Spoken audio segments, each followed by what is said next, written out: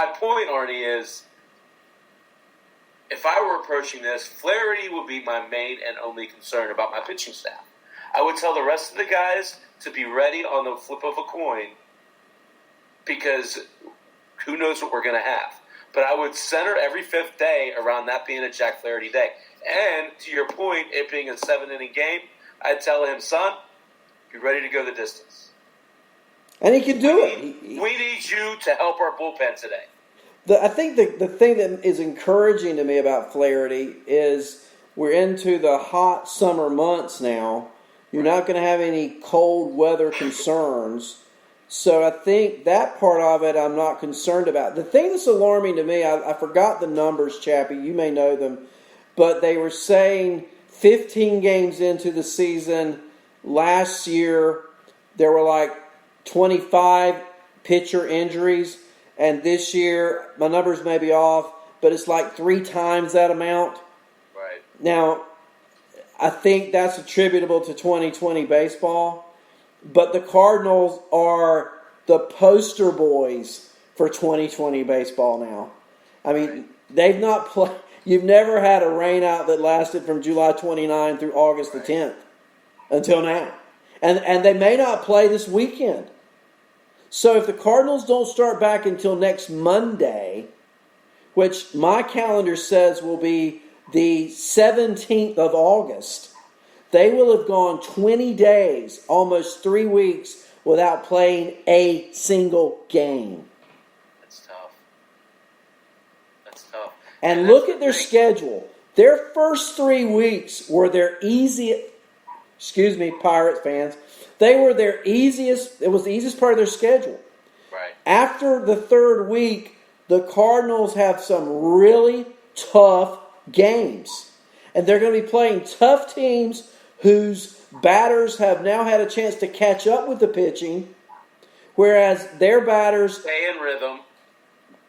Creatures of habit, you're right. Yep.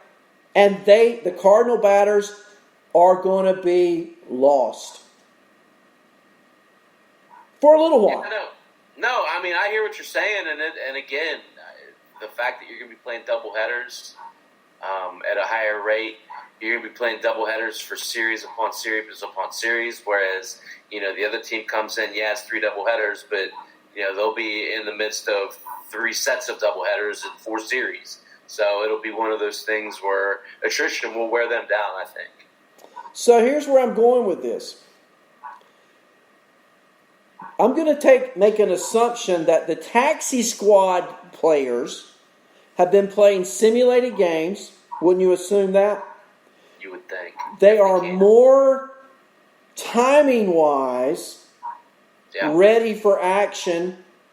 And you've got a St. Louis Cardinal player on the taxi squad by the name of Dylan Carlson.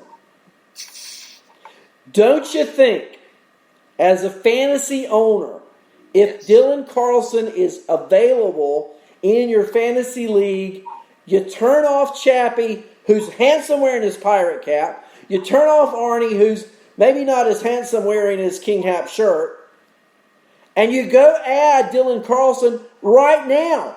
Is that a winner or a loser for Fantasy 2020? Yeah, it absolutely is, and I'll go a step further. I plan on playing him at DFS as soon as he's called up because you're absolutely right. He is one of those guys that's been able to stay in rhythm. He is one of those high-end players who, really honestly, probably, all things being even, should have made the Major League roster way back in March. So, I'm definitely with you on the Carlson analysis, and we'll be using him at a $2,400 rate on DFS for as long as they let me.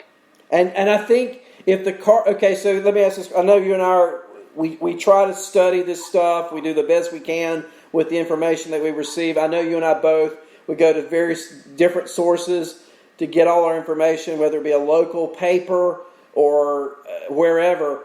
But don't you think the Cardinals, as soon as they say play ball in St. Louis, I think Carlson's up. They've played 5 games. They got to play 7 to get past this extra year of arbitration kind of thing. So we're 2 games away, if my math is right. After 2 games, Carlson is up, and he stays, and he plays. That's my prediction. You have to play him. I totally agree. You have to play him, and he deserves to play. I just, where he plays isn't important. I imagine you'll hit him in the middle of that lineup because, in all honesty, you need that offense, right? And you need that bat more than anything. How about leading him off? Sure. Why not? I mean, it's not been a great experiment with Edmonds or Wong thus far. So yeah, why not? Just a thought. Yeah, sure. Let me go to the West Coast with you, if I will. Yes, please. And can we talk about the Oakland A's for just a moment? Yes, please. Because I know you love the A's. I know you love what they do. I know you love the players. But I want to talk about some bad news first. Suspensions came out today. Did you hear the suspensions? Yes, I did. Laureano, 6 games. I thought it was 5. I heard 6. Let's go with 5. The bench coach for Houston, 20 games. He should be fired, okay? Never allowed to coach again. Never. Dusty should fire him yesterday. Yeah. And pardon my language, what a chicken shit hiding behind those 3 players. Exactly. I mean, what a spineless SOB. I don't suspend Laureano any. No. I mean, I've put people at my former job, Chappie. I put people in prison for life. I don't give Laureano even probation. Right. I mean, you talk about a setup of setups. You talk about an overreaction. Antagonization. Come on! I think how cool will this be? He appeals, he wins, he never misses a game. Yeah. That'd be great. So look at Oakland. They're not even hitting yet, Chappie. I got to look at some of these numbers. And I just got to talk to you about them. Hold on. I got to say one thing. Because I thought you were going to give me a little credit here. I'm ready. You were quick to give me guff a couple weeks ago when Matt Chapman couldn't hit the broadside of a barn.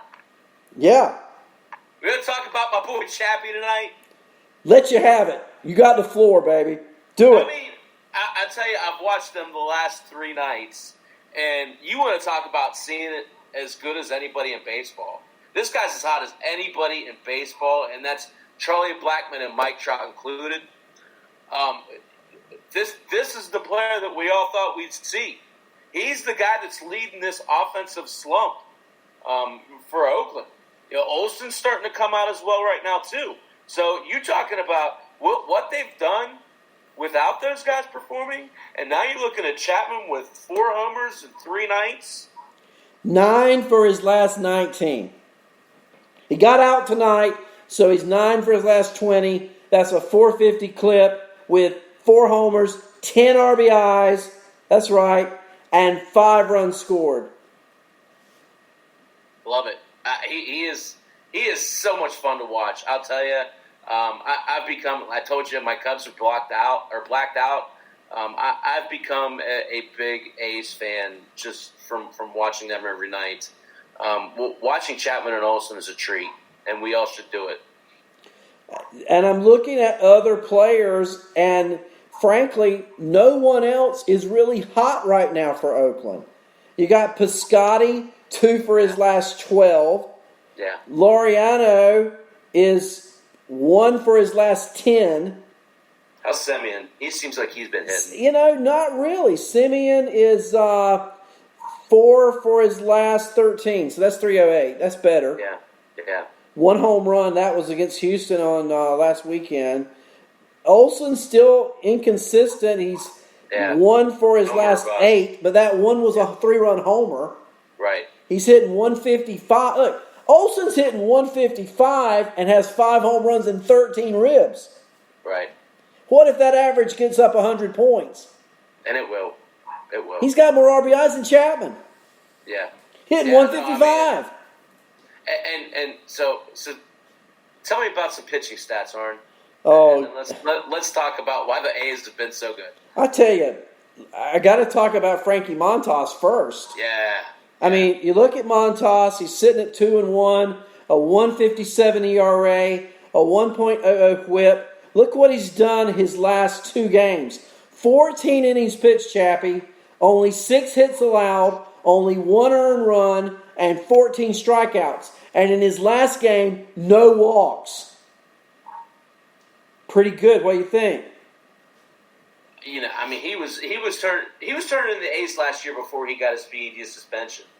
And you know, I mean, I know what everybody says when they get that 80 games. I know the perception there, right? But it really was kind of fluky with him. So I fully anticipated him coming back to full strength. And the great thing about that is everybody in that staff, like, they just have to be one of 5. Even Chris Bassett has been really, really good. But look, Jack Diekman. You know Jack Diekman? Yeah. In the month of August, out of the bullpen, the month of August, he's pitched 5 innings for Oakland, given up 1 hit, Right. struck out 5, only 2 walks, no earned runs. On the season, his ERA sits at 0.00. Yeah. But that's just part of this bullpen.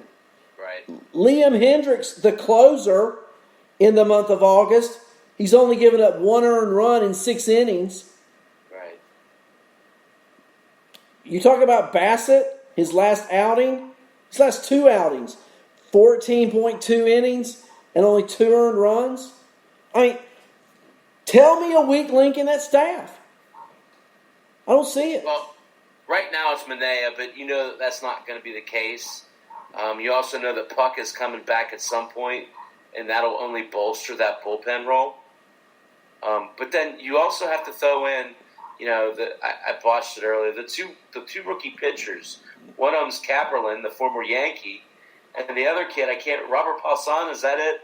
I mean, you're talking about 2 kids that are on the verge of major league impact. To add to what is this 7-man rotation? I mean, and What does that Caprillion do? throws 99 miles an hour, Chappie. Yeah, what does that do to a rotation and a confidence knowing that, hey, I got to pitch because I got this dude behind me that's throwing 100 miles an hour and it's ready to go? What's that? That tells me when I go out, I better give him 100%. So who clinches first? Playing off that. Who clinches first? The Cubs, the Dodgers, or the A's? That's a great question. I think Clinch's playoffs is probably still the Dodgers. Clinch's division is the Cubs. Okay. Do you what you're saying is, do you think any other team in the NL Central finishes above 500 other than Chicago? I think Cincinnati toils. I think they get just over because of their pitching. I think that when it comes down to it, you're talking, just like you said with St. Louis having to play doubleheaders and 7-inning games. Mm-hmm. When you're playing a 7-inning game for Cincinnati, and you could throw Bauer, you could throw Gray, and you could throw Castillo, you can shorten those games real damn quick, Arnie Jones. Real quick. And Bauer's already came out and said he's willing to pitch on 4 days rest. I'm sure that Gray and Castillo wouldn't necessarily be against that as well. That changes things. Close the show with this. And we'll come back to this next Tuesday night. Trade deadline's not that far away. We're getting ready to see a difference between the haves and the have-nots. Yeah. Who do you foresee being the big trade chip? And I'll first start with a pitcher. I've got one in mind. Who is a pitcher that may get traded to a contender in the next few weeks? a starting pitcher.